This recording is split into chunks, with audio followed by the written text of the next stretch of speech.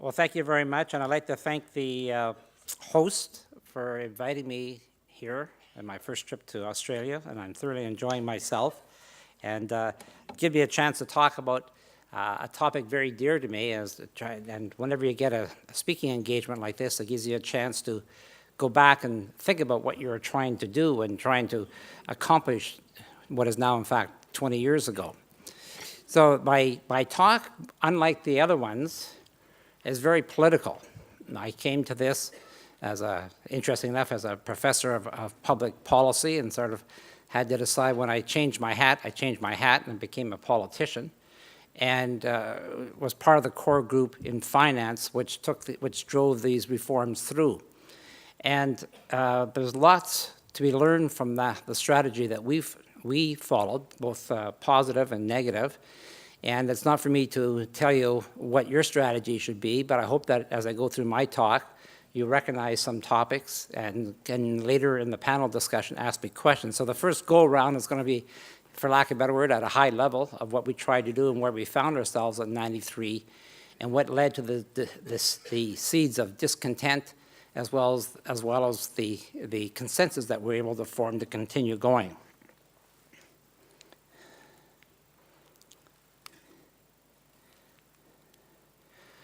Well, this is interesting that the way I looked at it, and just by coincidence, it was 30 years of building up. Now, I got to say as an aside, this has been a great teaching lesson for a professor. My son, unannounced to me until this summer, it took political science as his major. And so he has all the background. So this is not only the views of the old guy, but it's also the views of the young guy as to how to portray this story through a PowerPoint presentation. So Canada has one of the most pronounced baby boom cohorts in the Western world, and it's a function of obviously the Second World War and the very, very quick return of soldiers and then the building of families. But between the sense of we've done a good job for the country, entitlement, in a generation which had gone from a depression to a Second World War, and plus the quick founding of new families, 3, 4, or 5 kids in each family, there's a great sense of entitlement that started to build up in the 1950s and for sure took place in the 1960s. So in this sort of unseen legacy at the time, because nobody talked about it in these terms, any of the literature, if you go back to in Canadian public policy, no one addresses the issue of the costs that were being embedded in the new legislation. And the demands were embedded into all aspects of life, from transportation to health, to family supports, to job markets. Now that had a lot of implications. And the one that I would point out to start with, regional tensions. Most of those areas of jurisdiction that the federal government chose to take initiative in to show the baby boom generation and their parents that they were on side and willing to do things, they were all provincial areas. So they intruded into universities, they intruded into secondary education through construction programs, they intruded into health care by having the new Canada Health Act started. Into pensions, they had to make a deal with the provinces on the pension area. So all these areas were, in fact, provincial domains. Now that is cornerstone to the Quebec Revolution, the province of Quebec, and with about a third of the population in those days. It's dropped somewhat since to about 25%, but that was confrontation. So embedded in all of this growth and this entitlement was the anger of a particular province as to how the federal government was going.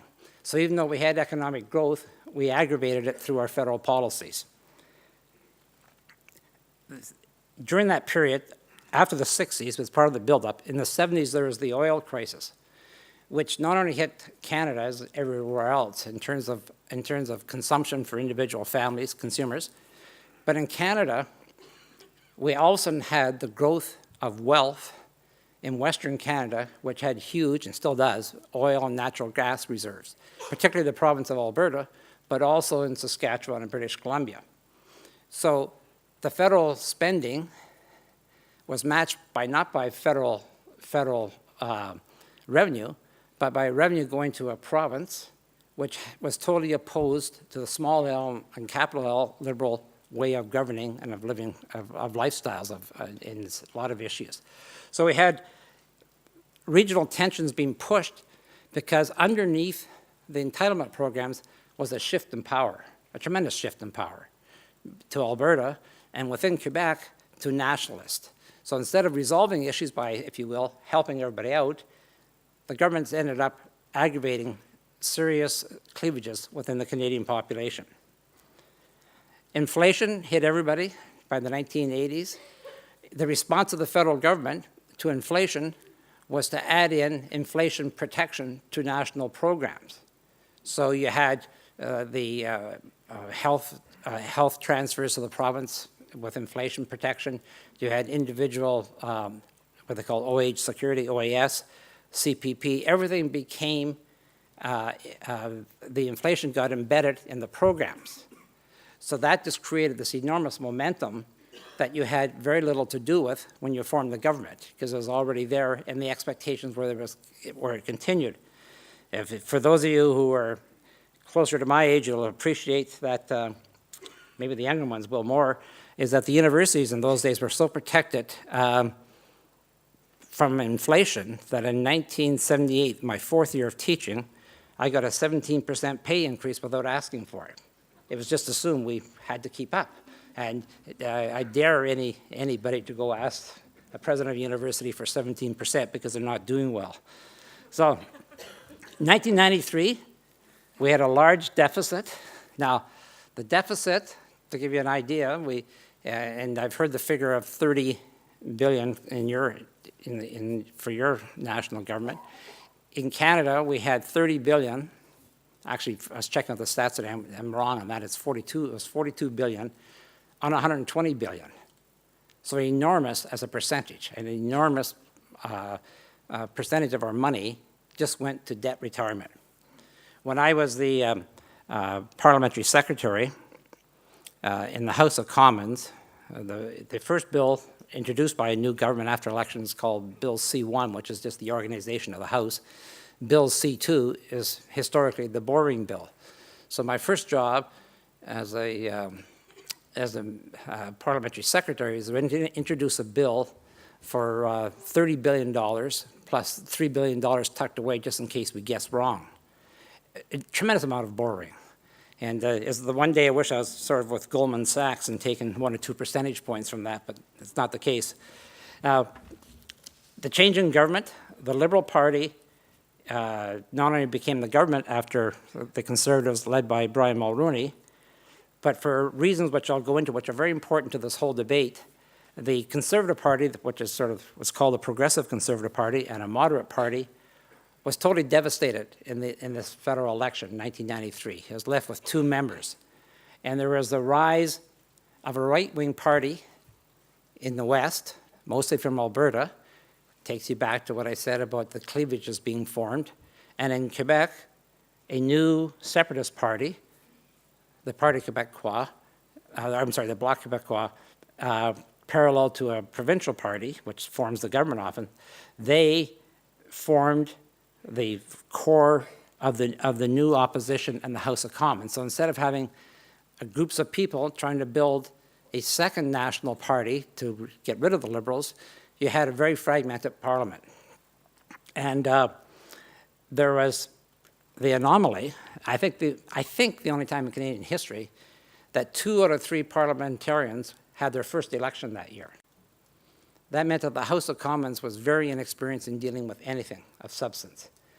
That in turn made it easier, so this is the political strategy attached to austerity and what you do, is that the House of Commons was probably, for the first year, incapable of understanding the consequences of budgetary measures. That was just, they did not have the experience either as parliamentarians to obstruct us, which is their job in part, or the intellectual capacity and experience to challenge the fundamentals of what we were doing. So there's a clear path that way. We had new ministers, so everybody was inexperienced in their portfolio, except for 2 people, ironically. The Prime Minister, Mr. Chrétien, used to be the Minister of Finance. And he was the Minister of Finance in the 1970s when Prime Minister Trudeau went over to Europe, listened to discussions about what to do about inflation and the collapsing economies in the Western democracies, and came back and announced wage and price controls, but did not tell his Minister of Finance until he was watching it on TV. Yeah, that made that Prime Minister both knowledgeable about what we were doing, very supportive, but underneath understanding totally everything that was happening, positive and negative. So our Minister of Finance, Mr. Martin, who went on to be Prime Minister, as was said in the introduction, was new. The second person who was experienced and important was a left Liberal, Lloyd Axworthy, from Winnipeg, my city, and one of my closest friends, who was responsible for 70% of the budget. So the internal dynamics in the government really centered around trying to understand how to keep him on side, because he's an important spokesperson for half the party, and a personal friend. At the same time, if we were going to make significant austerity moves, we had to deal with his portfolio, which in the broadest sense was about accounted for all the social spending of the government. Now, the uncertain North American economy is just a footnote for you. The Clinton regime had not taken on momentum. It came in 92, so it was just picking up.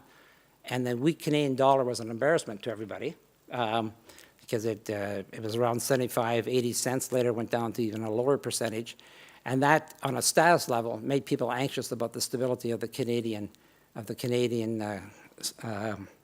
economy.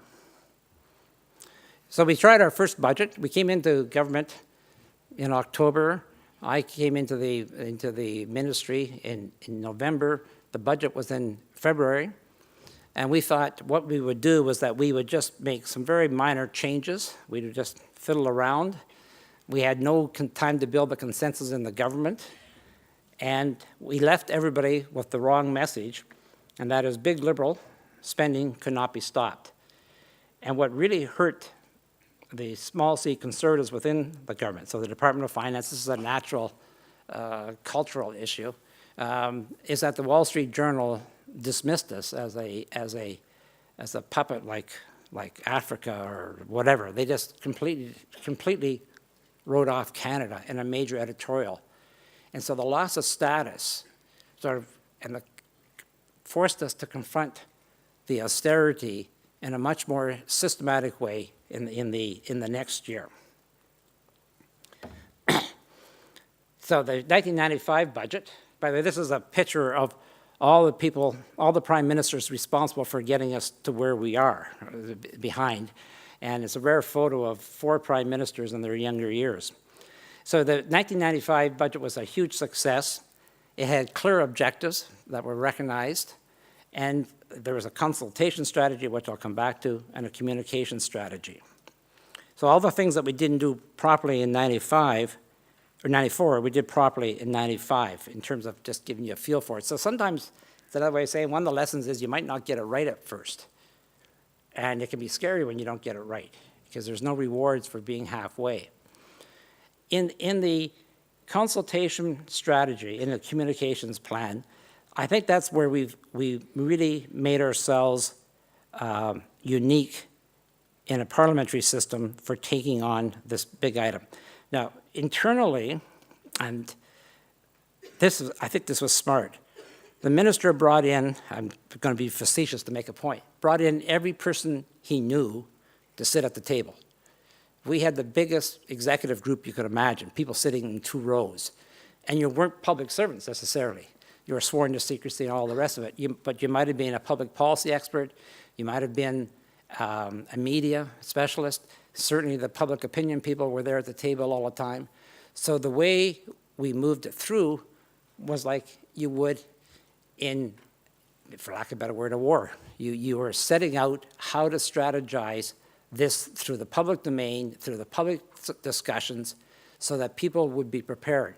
So the strategy from a communications point of view, no surprises, and everybody but everybody who wanted to be involved was going to be involved. Now, in this, we made a major change, and this is where structural changes can really help out and where you want to get.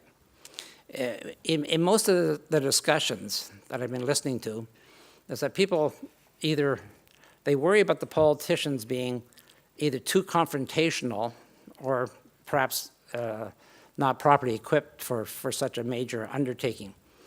And often people don't stop to think about how can you include them and how can you build up a better system for involving politicians.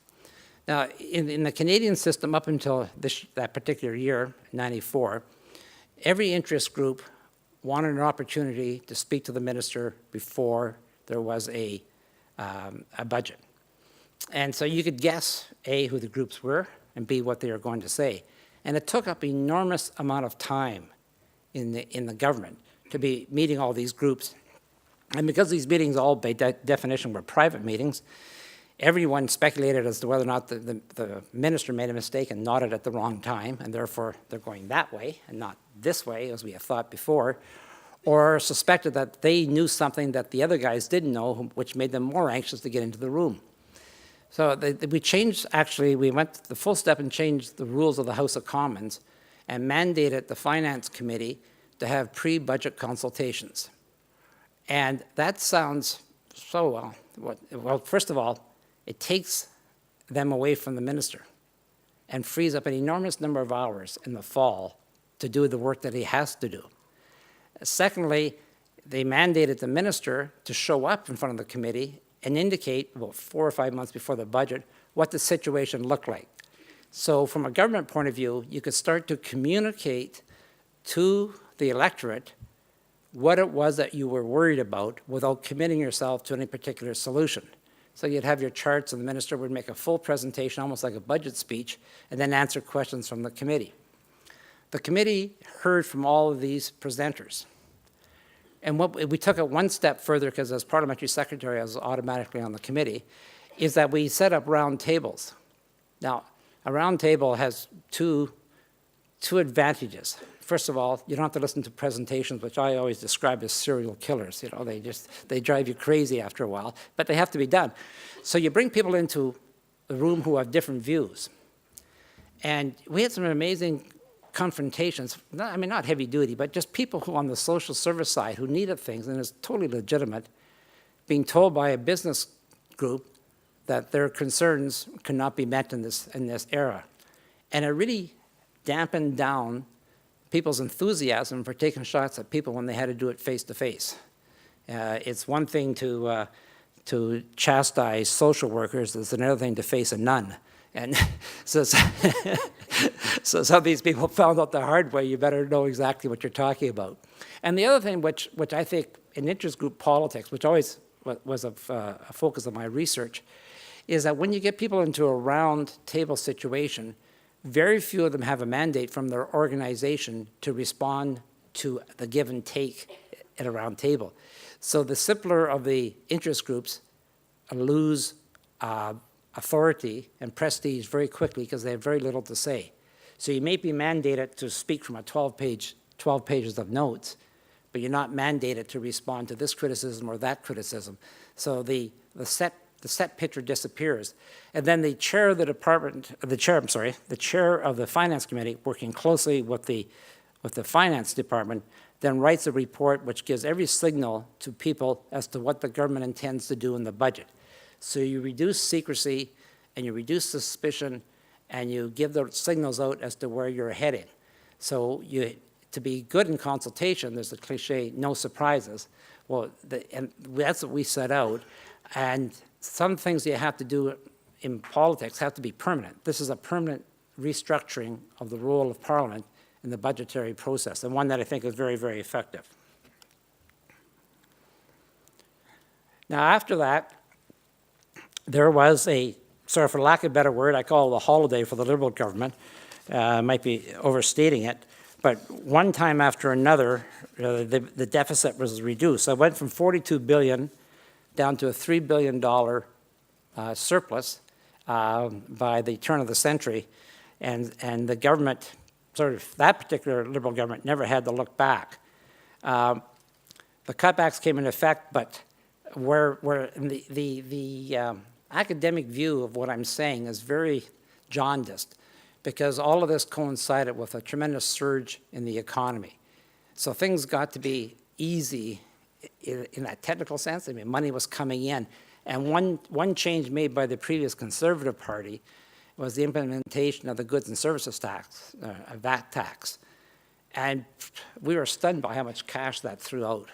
You know, it made a ton of money. And so you look like a genius because people were buying extra shorts or something, you know. So it caused you to do. Now,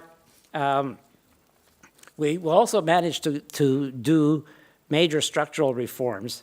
And I mentioned the National Pension Plan. And then we did a national health care program slightly later, but in this period. And then the Canada-U.S. trade agreement was actually done by the Mulroney government, but those trade agreements take a while to fall into place. And so during this year's was the heyday of the reorganization of the Canadian economy to be more integrated with the American economy. And then we started to get the benefits from that. The costs came in the 90s, the benefits started to come in later. And in this, the Finance Department had the complete backing of the Prime Minister, and that's what gave them the power to do it. Now, I got a few lessons for you because in the session is that this is the same happy Prime Minister that appeared earlier, and this is when a protester said one thing too many to him. So it's far better to communicate and consult and not confront. So that is the Prime Minister of Canada at the time, in case you don't recognize him from that cheerful smile in an earlier picture. So we learned that, and we took that lesson. If you want to take the one that I'm on a personal level proud of, is the reform of the Canada Pension Plan was based on taking the model of the Finance Committee that I just described to you and doing roundtables across the country. And we did 33 in 19 cities in a month, maybe 6 weeks. So we're on the road very intensely. But we managed to develop a consensus about what should be done, and we're able to satisfy labor, the business community, and the government need for a stable Canada Pension Plan by doing the consultations in a very fundamental way. And a lesson that I took from the government is that even, and I guess to be honest with you, it's not necessarily my personality all the time, but structuring proper consultation and dealing with difficult issues is the only way to go. And you can't underestimate people's capacity when they're confronted in a way that causes them to, first of all, to get a chance to explain themselves, and secondly, raise their complaints. There's very few people who don't want to see a solution in a society. And I'm not being idealistic here. There's lots of ways it never happens. But I think it's important to remember that if you consult, you're going to end up on the right side. Yeah. So the second lesson is that new interests required new consensus, and good governance means applying innovative techniques. Now, I didn't spend a lot of time on this because I've seen it in other sessions, but my point is, and somebody raised it directly, is that governments have been reluctant, I think, to understand the immediacy of social communications and the way people interact outside of government. And the transparency is going to be fostered upon people because others have access to communications and blog sites, and it's very rough out there now. If you look at some of the state secrets that have been released in the Western world, I'm not being judgmental here, but the significance of that in the governing process of these countries is enormous, and how to proceed. And one should not think that you can go through an area in which there is conflict and controversy without fully understanding how the social media can be used in the best sense of the word and has to be monitored so that you understand how your constituency is moving around. And it's so quick nowadays, and we watch it from a distance in Egypt and elsewhere, but it's right at home too as to how people respond. And lesson three, it's great to be lucky. And so that's the point about economic growth that I made before. The current Conservative government had just the opposite. You had the collapse of the American markets, financial institutions under duress, rising unemployment, slow economic growth, and hence the return of a large deficit. So you can't stop for 1 second. And this is just more bad luck, and of course, there's little appetite for increased taxation. Now, I'm just going to summarize here because I was asked to sort of draw some lessons together. So what we decided to do, I think, is important, and that is think big. We had a measurement, so take just to round things off and make it easier, and a $100 billion budget, nothing was discussed that had a value of less than 100 million. So there's no use going for smaller chunks and saying you can do this or that. You've got to hive off what you don't need, and you've got to just face it. Now, people say, well, then you leave a trail of anger and blood and whatever words you want to use. But my own experience over the years is most things grow back. Most things find a new life, and maybe that's my own life that I think others will too. But most programs do find a different way of doing things and coming back. And I know we all get startled by change. There's ways of looking after people in the short term, but you should always be confident in government that people will be looked after and will make changes. Now, the other one is a darker side, and that is don't let up. Follow the tail of your policies. So you sit there in finance, and we summarize all of our stuff, and we dismissed 30,000 people from the government. And 18 years later, I meet the vice president of the Conference Board of Canada, and that's a very prestigious organization in Canada. He says, I worked with you in finance. And I said, I don't really remember. I said, how'd you enjoy it? Great till you fired me.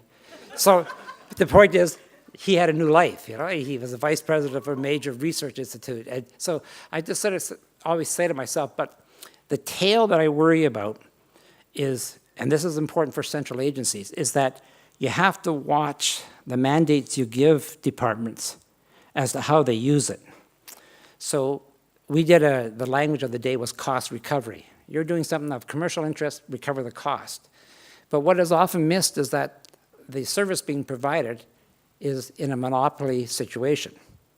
So unlike yourselves, I know a little bit about the story of the airports here in New Zealand because the CPP Investment Board looked at several of them for investments, so I was familiar from a different point of view. But in Canada, we hived them off, and now we have Toronto as one of the most expensive airports in the world because there's no control over the cost recovery.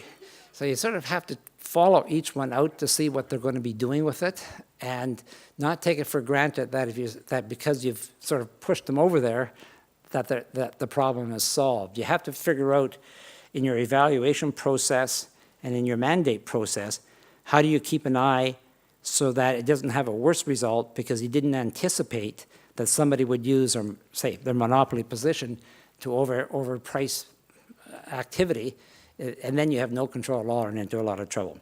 So that is my start. And I know we're having a panel discussion after, and I'll be happy to answer questions and elaborate further. Thank you.